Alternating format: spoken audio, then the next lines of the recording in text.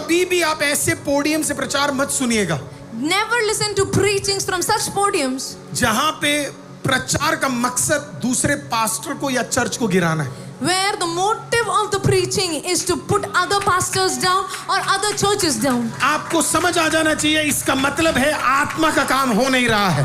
And there you should understand the work of the Spirit is not happening there. इसका मतलब पादरी साहब prepare करके नहीं आए। That means the pastor is not prepared for the sermon.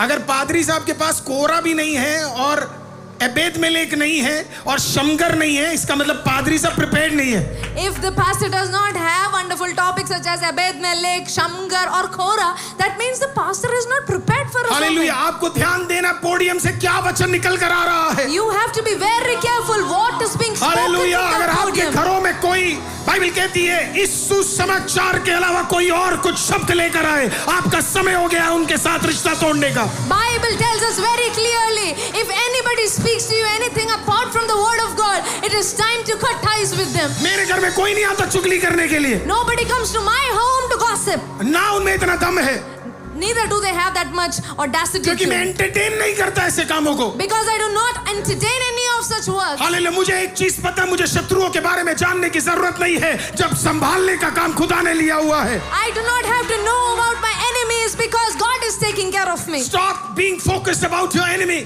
अपने शत्रुओं के बारे में इतना सोचना और पढ़ना बंद and करो start focusing on the Almighty God. और परमेश्वर के ऊपर अपना सारा ध्यान लगा दो। Our songs are not glorifying devil, our songs are glorifying God. हमारे गीत शैतान को नहीं उठा रहे